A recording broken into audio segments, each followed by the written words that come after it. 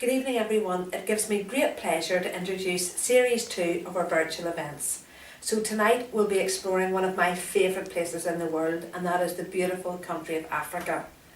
Our guest speaker this evening is Anna from Azure, who started travelling in Africa in 1986 and fell in love with East and Southern Africa. So much so that she married on the Livingstone Island in Zambia, right on the Victoria Falls. Her travels have taken her from Kenya to Tanzania and Zanzibar to South Africa and on to the neighbouring countries of Botswana, Namibia, Zimbabwe, Zambia and Mozambique. And she's even hopped across to Madagascar. So what better person to present this evening's Africa? Over to you, Anna. Hi everyone, I'm really sorry about the slight delay there. I hope you can all hear me, and I'm just going to quickly take you on the ultimate African adventure. It's the problems of technology. So I'm going to take you through a voyage very quickly of the best that Africa has to offer. And this is a great chance to maybe get ideas of, oh, I'm going to get rid of that, get ideas of what you can do on the African continent, and it's all opening up now. I mean, I know the world has been a little bit closed in the last few months, but the good news is that Kenya, Namibia, Rwanda, Zambia, they're all open, and South Africa reopens on the 1st of October, and so does Morocco. So what I'm going to do with you now is going to show you a few pictures on my PowerPoint of Africa, and we'll start. So it's an amazing continent and it has so much to offer. And I originally started traveling in Africa in 1986, so quite a long time ago. I went for an interview with a travel company and all they did was Africa. And the managing director said, "Where have you traveled in Africa?" And I went, "Nowhere." So he said, "How are you going to be able to sell without seeing the country?" And I said, "Well, I hope I can convince you that I'm the right person. Then please, would you send me?" And that's exactly what they did. So the first place I went to was Kenya, and I fell in love. And it was the beginning of a love affair that's lasted all these years. And if I don't go to Africa once a year, it's almost as if a part of my soul is missing. It's such an amazing place. And people say to you, Africa is like a disease. Once you get it in your blood, basically it's there forever and it draws you back time and time again. So those of you who've never been to Africa, I'm going to tell you all about East Africa and South Africa because they're great places to start because they offer so much variety. And those of you who've been to Africa before might like to think about the other really exciting destinations, Botswana, Zambia, Namibia, Zimbabwe, Uganda, and Rwanda, which have so much to offer, maybe for the more experienced Africa traveler or someone who's looking for a wilder Africa. So I'm going on quickly now to start in East Africa because time is of the essence here and I've got an enormous continent to cover in very few minutes. So East Africa, Kenya, an incredible place, so much to offer. Flying on British Airways, very comfortable flight. And I have to say I've flown with BA recently and they do it incredibly well, having implemented all the COVID safety precautions possible. It's about an 8-hour flight and it's direct. And then when you step off that plane, there's that wonderful feeling that you're in a completely different destination with so much to offer. Now, Kenya scenically is very difficult to beat. It's got such a diverse ecology. You've got miles and miles of golden beaches on the coast, but then you've got the Great Rift Valley, which runs through the whole of the country.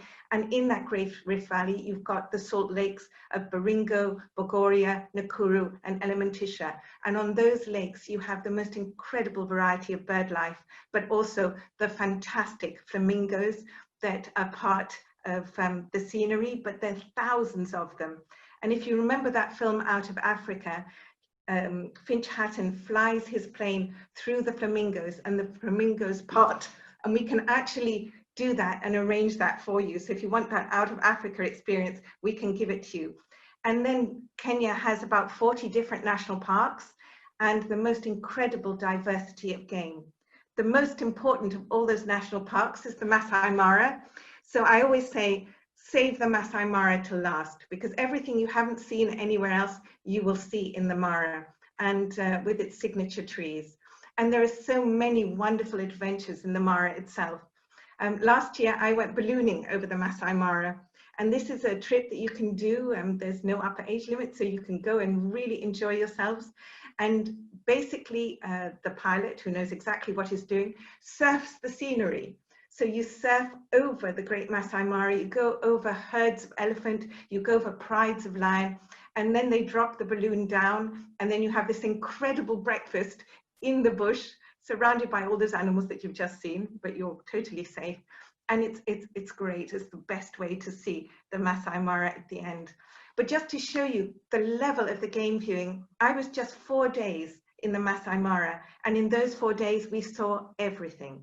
And it wasn't just looking at a lion, it was seeing a pride of lion. A male lion was actually mating with a female lion. Very interesting. I won't go into that now because, you know, it takes time to explain, but basically a male lion can mate 40 times a day. So when the female is in heat, but it doesn't last very long and it's not very impressive. But anyway, moving on fast, we also have herds. We saw herds of elephants and babies in the water. And then there was this fantastic viewing of 3 leopards, a mother and 2 cubs. And basically she was walking through the bush and we were following her, and you can see her just in front of the vehicle there, in front of the sunset. And then she started to call, and the cubs came out the bush, and then they did this kind of meeting, greeting, and then she climbed onto that piece of log. And if you see carefully on the left-hand side, we are in that vehicle. She is that close to us. Incredible experience. So the Masai Mara game viewing, second to none, probably the highest density of game in the world.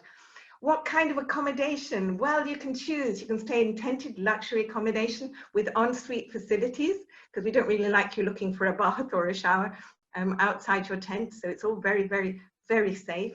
Or you can go for like solid lodges with solid walls. This is Mahala, Missouri, Richard Branson's incredible lodge. You've got that bath that basically you can look out over the plains. And yes, all the luxury is there, but so is the authenticity. When you turn off those lights at night, you can hear Africa calling. So luxury in the bush, but the same authenticity. And I was just saying, there's so much Kenya has to offer. And because it's so vast, one of the best ways to see it is on a flying safari. And this is my little group in Africa last year. And we went on this incredible flying safari that took us through the Great Rift Valley. So through those flamingos that I described to you before, and they parted in front of us, and that incredible scenery. And then we stopped at the bottom of the Rift Valley. We got out of the plane. We went to this wonderful lodge, and they had all the gin and tonics and the sundowners waiting for us. And we watched the sunset onto the Great Rift Valley. This is just some of the adventures that Kenya has to offer. And of course, Kenya and Tanzania, they share the border, and you have Kilimanjaro as the backdrop. This is from Tsavo National Park in Kenya. But also you've got the same views from Tanzania. And Tanzania has 3 World Heritage Sites just in the north. So not only do you have spectacular scenery, but you have, you know, the origins of man.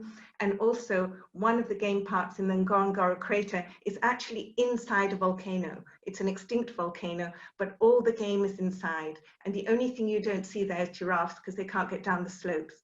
So it's superb. And you've got the Serengeti, which is 6,000 square miles of prime game viewing. And one of the best times of year to go is for the migration of the wildebeest. So end of February, March, the wildebeest mass in Tanzania, in the Serengeti. Then they move with the rains into Kenya as the rivers grow. And they really are the ugliest creatures in the world. As you can see, when God got to the wildebeest, he ran out of ideas. So he stuck everything he had together onto this poor, unfortunate creature, but he couldn't find a brain, which is why the wildebeest is such a stupid animal. And basically, thousands of these wildebeest move across. And if we go back to the slide before, you can see they get to the side of the Mara River, and then they wait for one wildebeest to throw himself in, and then they all jump on top of him. So of course he dies, but never mind. And the crocodiles have been waiting for the wildebeest all year. And basically they lower their metabolism, they lie in the sand, they lie dormant, and then they can hear the pounding of the hooves, and then they wake themselves up. They wait for the wildebeest to jump into the Mara River, and then they eat as many as they can. They gorge themselves, and then go back into hibernation. It's an amazing thing to watch. Kenya and Tanzania both combine fantastically with the Seychelles. So you can have your fabulous game experience. You can go around the incredible scenery of both these wonderful destinations in East Africa, and then fly to the Seychelles for a magnificent beach ending where you can just review everything. The other big and one of the most exciting first-time Africa traveler destinations is South Africa, because it's really a first world destination on a third world continent, and it's just superb. They call South Africa a world in one country, and the reason for that is it's not just about wildlife, it's not just about incredible flora. You've got superb scenery, magnificent beaches, you've got a staggering and very exciting history from the Zulus to Mr. Mandela. And yes, Mr. Mandela's long walk to freedom is over, but he's left an indelible stamp on South Africa, which is part of its heritage and what makes it so exciting and so welcoming. It's got an incredible tourism infrastructure, just like Kenya, where you have the most superb lodges. In South Africa, you've got small country houses, amazing hotels, and wonderful properties in the safari parks. And then you have Cape Town, which for me is one of the most beautiful cities in the world, which you can see there with Table Mountain as a backdrop and the tablecloth, which is the clouds that sit on top. And obviously you've got Robben Island, where Mr. Mandela was imprisoned in front, which is a great place to go and visit. And then you've got the winelands and the garden route. So the winelands, oh gosh, wines coming out of your ears there, and you've got Franschhoek, Stellenbosch, Paarl, incredible places to go and visit. And the garden route, if you're interested in an ecological wonderland, you've got that as well. So South Africa has it all. But what better way to see the vineyards than on these unbelievable motorbikes? Now, this is me, you can see me at the bottom there, and a whole bunch of my friends who came with me on this trip. It looks like we are actually driving these motorbikes, but actually the drivers came out for this picture, but they are fabulous South African guides. So one of you sits in the sidecar, one of you sits behind the driver holding on for dear life, and then you go to the various vineyards. And you're absolutely fine at the first vineyard. By about the fourth vineyard, you don't know what you're doing. And then you go back and marinate in your spa. But it's a fantastic way to see the Cape winelands. And also, as you can see behind, the 12 Apostles and the fantastic coastline of South Africa. In terms of accommodation, we have wonderful little bed and breakfast, which is stunningly beautiful. We have fabulous reserves like Group Voss, which you can see there, magnificent 5-star hotels like the 12 Apostles, and really beautiful country houses like the Plet on Plettenberg Bay. So the choice is huge, depending on your budget. There's always something that's perfect for you in South Africa.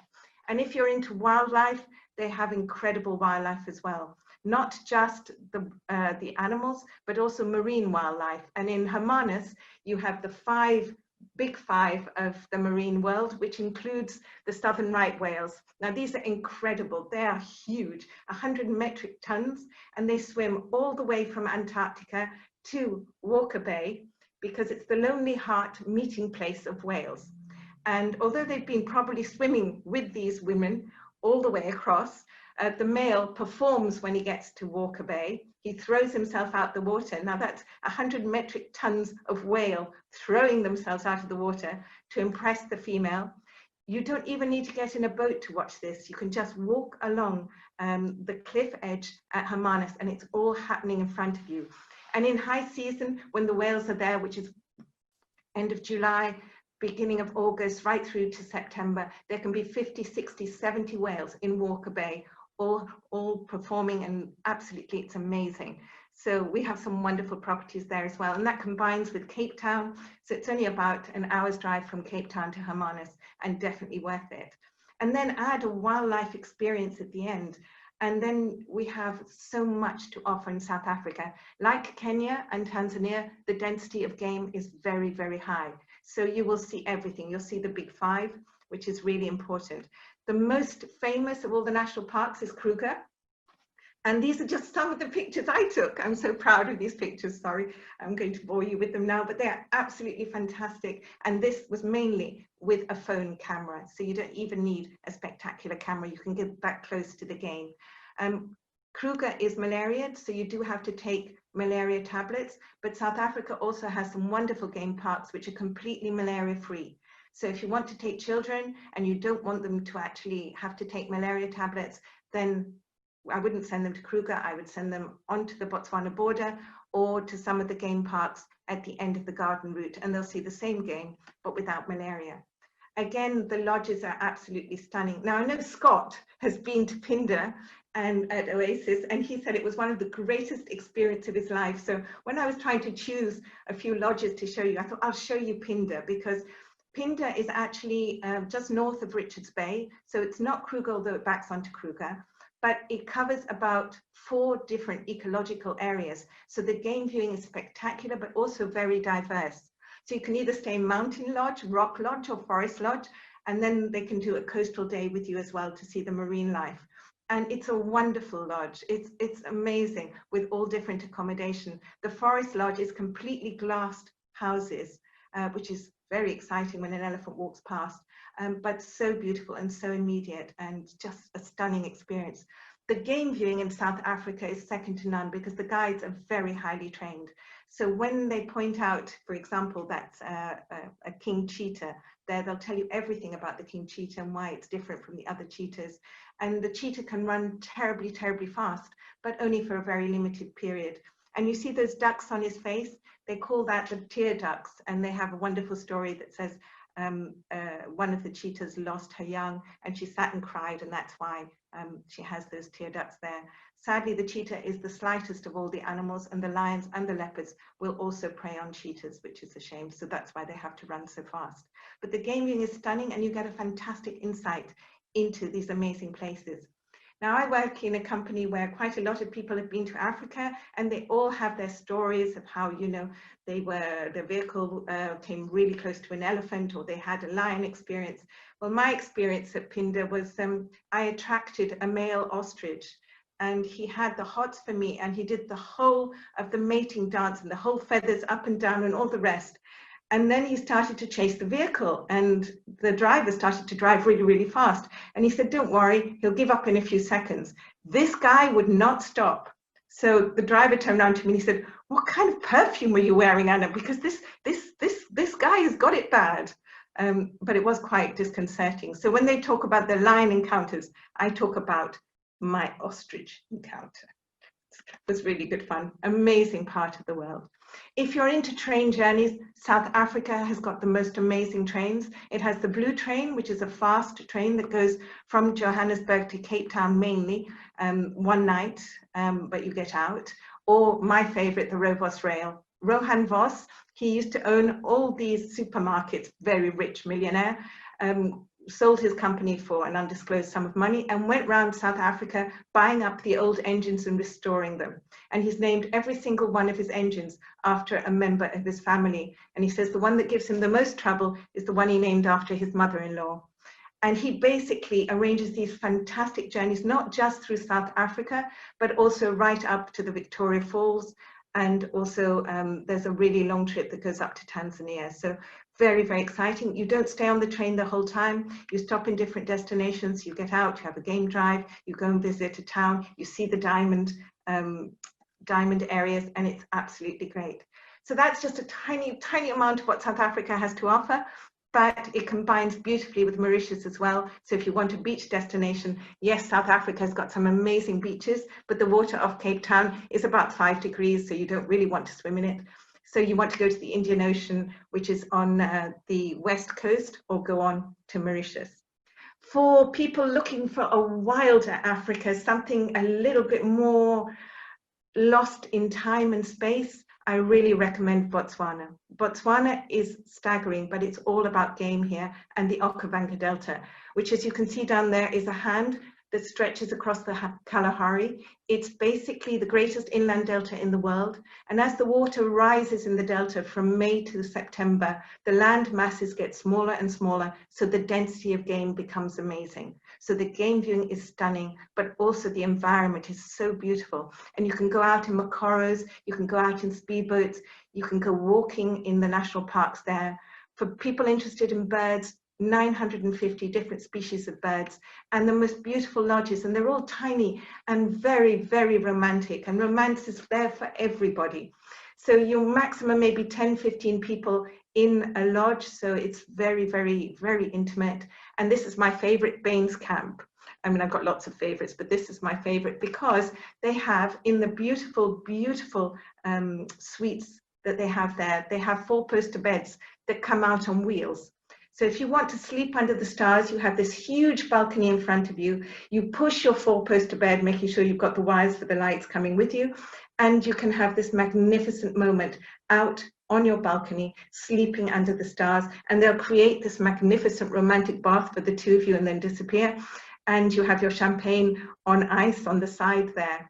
Then you turn up the lights, a lion roars, and you push that bed as fast as you possibly can back into the lodge, because there's nothing more frightening than the sounds of Africa at night. So it sounds romantic. You watch the honeymooners, they all push them out, then the lions roar, and then everybody pushes them back in again, but it's absolutely fantastic. Add to that the Chobe River with a fantastic elephant viewing, and really Botswana is superb. Then today, you know, with everything that we've had with COVID, and if you're looking for a destination where you'll never meet anybody else and social distancing is terribly easy, go to Namibia, because there are less people per square foot than anywhere else in the world. And if you're traveling around Namibia, trust me, you won't see anybody. Best way is to fly, because if you drive yourself and you get a flat tire, there won't be another car past for ages. So this is really a flying area. And you go to the Namib Desert with its great huge sand dunes. You go to Damaraland with its unbelievable desert elephants that walk miles and miles and miles to find water. They're the smallest elephants in the world, but the most adapted to the environment. Superb national parks like Etosha National Park, and then probably the most desolate place in the world, the Skeleton Coast Safaris, which are an experience that is second to none. Fabulous oysters as well, a superb infrastructure. But if you had to say to me, where is your favorite place in Africa? It has to be Zambia. And I am biased because this is where I got married. It took my husband 20 years to marry me, so trust me, when he said yes, and I had to ask him myself, I thought, where can we go that I love more than anywhere else in the world? And it was Zambia. Zambia has the most incredible game viewing. It isn't easy to get to. There are no direct flights to Zambia, so you have to fly into Victoria Falls or fly into Johannesburg and connect up on South African Airways. And then when you're there, there are three places you have to go. The Luangwa Valley with its amazing game, and this is where they pioneered the walking safaris. Now these are totally safe, but superb because there's no pollution of the environment. You can get very close to animals really safely, watch them with your guide, and then move on gently, and they don't even know you're there. And you stay in either fabulous accommodation, or you can do the mobile tented option where they put up all the tents for you. You have facilities en suite, and then the camp breaks and you walk to the next camp. That's a bucket shower for those of you who wonder what that odd thing is at the bottom there. You get used to those. And then after 3 days on a walking safari, you go to a magnificent lodge like this one, lie in your beautiful bath and listen to the hippos serenade you outside. Superb game viewing as well. And just in case you're thinking, oh, well, I think I'd be better off in a solid walled camp because there's no problem there. This is Mafui Lodge, which is a luxury lodge with its own spa, absolutely amazing lodge. But they have this wonderful elephant, and he's not tame, and he loves the grass the other side of the reception area. So twice a day, even if they're checking people in, he walks through the camp, goes and eats the grass, walks back again. And as he goes through, everyone pops down behind the counters. And after he's gone, everyone goes back and continues with the welcoming of the guests. And it's a beautiful place. This is the immediacy of Africa. And then you go on and do the Lower Zambezi and do the canoeing safaris, again, from a luxury lodge, go out in canoes, makoros, or actually out on the game vehicles. You've got such a choice. It's a wonderful way to see nature and very, very safe. And the highlight, of course, is the Victoria Falls. Now, this is the highlight because twice as high as Niagara, 1.5 times as wide, 150 million gallons a minute drops over the falls in high water, so the spray rises almost a mile above. Livingstone discovered it in 1855. He wasn't actually the first person there, but because he wasn't British, that didn't count.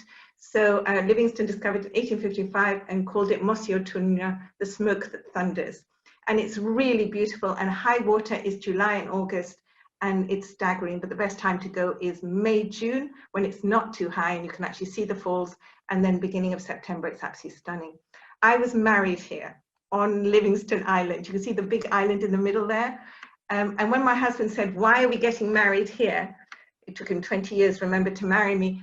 I said, well, it's a 250-foot drop that way. It's crocodiles and hippos that way. You so have to marry me now.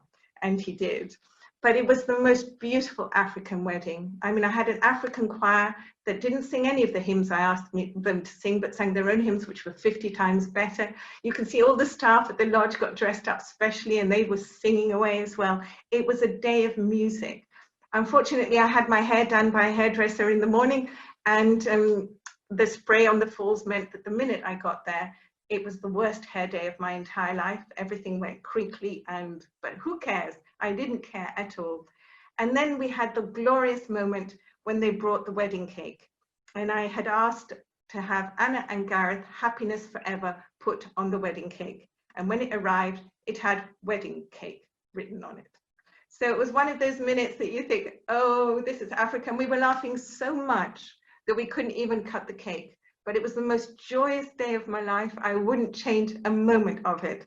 And it's the wonderful thing that the lodge, this is the lodge we stayed in, Tongabezi, they arranged my wedding.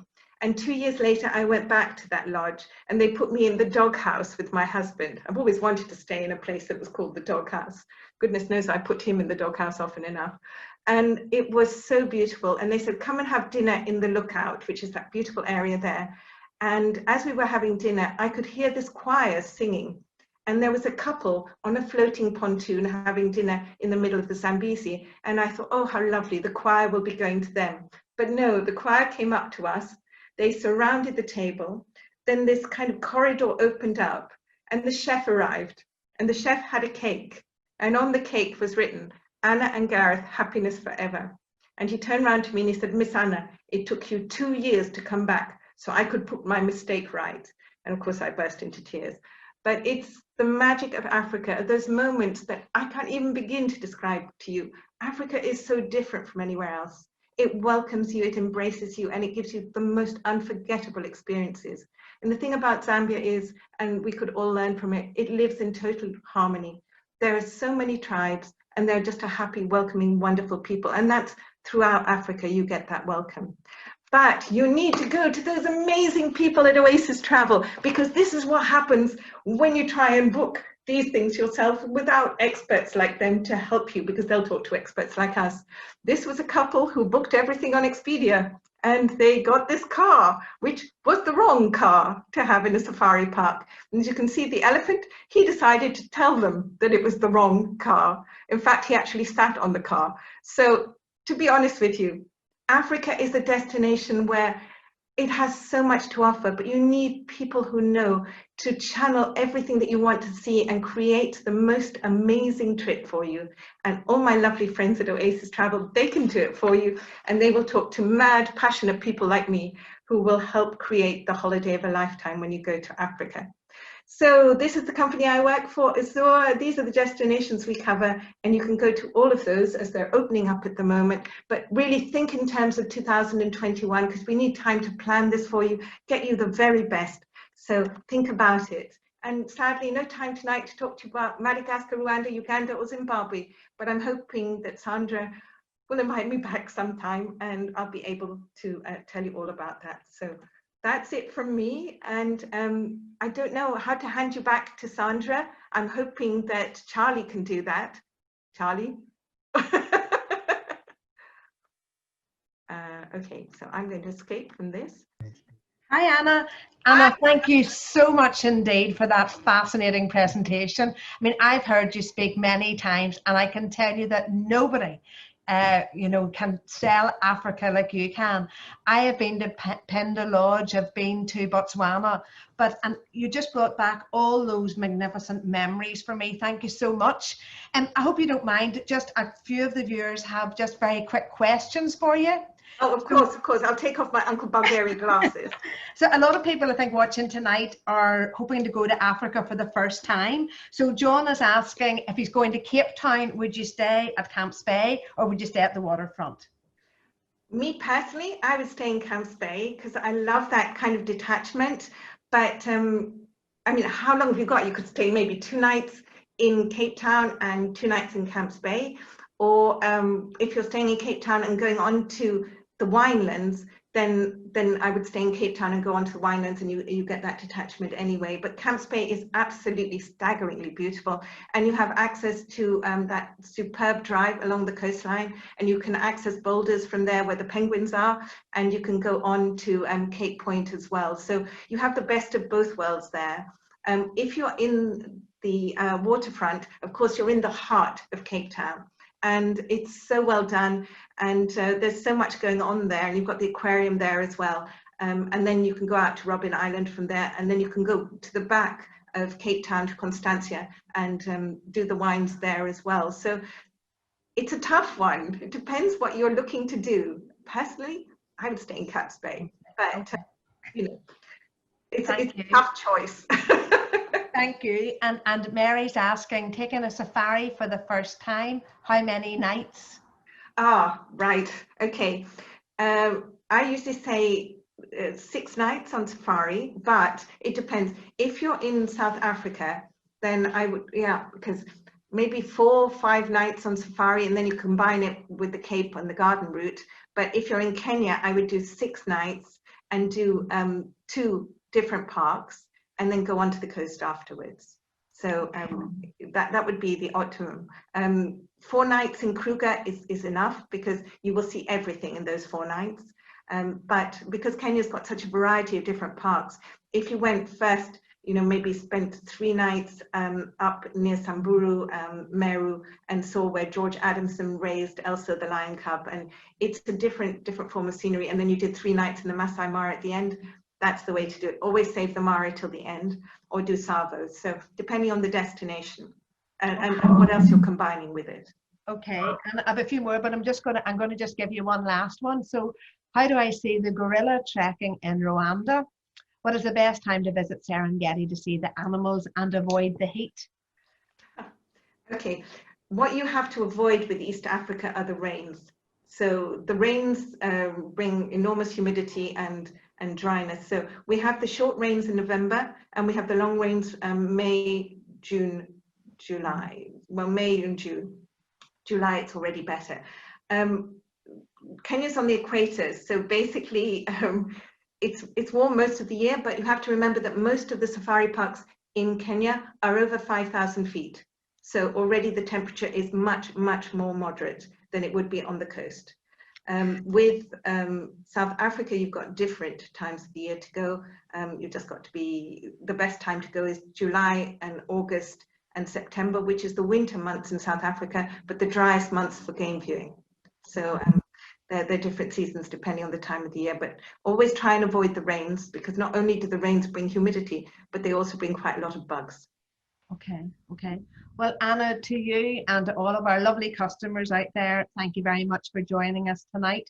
We can't wait until we get back to normal and see everybody face to face, but for the next few months, a couple of times a week, we're going to be running our webinars. So next week, we'll be focusing on Japan and on Mauritius. Just a reminder that our offices are open from Monday to Saturday from 10 a.m. until 4 p.m. And of course, you can contact us through our social media or our website. So again, thank you very much for joining us, and enjoy the rest of your evening. Good night.